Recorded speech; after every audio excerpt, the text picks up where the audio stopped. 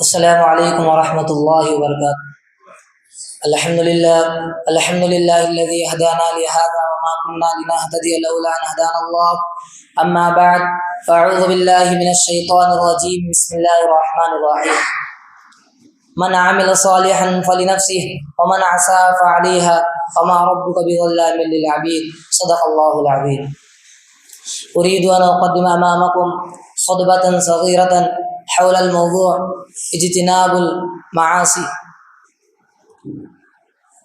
إن المعاصي والذنوب التي يقترفها الناس آناء الليل وأطراف النهار لها آثار مدمرة على الأفراد والشعوب وعلى الأمم والأقوام، ذلك لأن القوام الحياة وصلاحها إنما هو في طاعة الله والامتثال لأمر الله وفي استقامة على الدين الحنيف والتقيد بالشرع المتين. فإذا وجد الانحراف والميل في سلوك الإنسان كتب عليه الحرمان والشقاء. قال الله تبارك وتعالى: ومن أعرض عن ذكري فإن له معيشة ضنكا.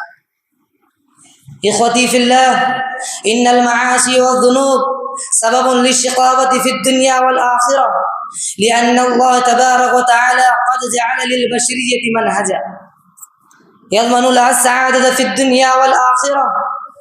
فمن اتبع منهج الله سعيد في دنيا وأفلى في أخرى، ومن أعرض منهج الله شقى في دنيا وهلك في أخرى.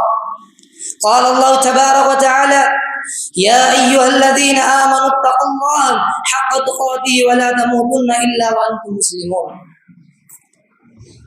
إن المعاصي ذل ومهانة وضعف وحقارة، فإذا وقع الإنسان في معصية الله هان على الله وهان على الخلق.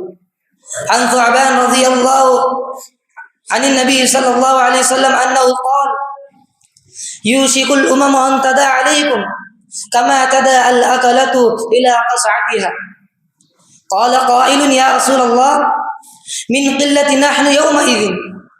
قال رسول الله صلى الله عليه وسلم: بل أنتم يومئذ كثير ولكنكم غثاء كغثاء السيل، ولينزعن الله من صدور عدوكم البهامة منكم، وليقذفن الله في قلوب عدو وليقذفن الله في قلوب.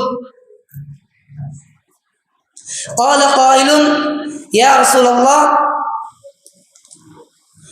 ما معنى الوهن؟ ما الوهن؟ قال رسول الله صلى الله عليه وسلم: حب الدنيا وكراهة الموت. قال الله تبارك وتعالى: من عمل صالحا فلنفسه ومن أساء فعليها وما ربك بظلام للعبيد. عن جابر رضي الله عنه قال: قال رسول الله صلى الله عليه وسلم: يبعث كل عبد على ما مات عليه. أكتفي بهذه الكلمات وآخر دعوانا الحمد لله رب العالمين.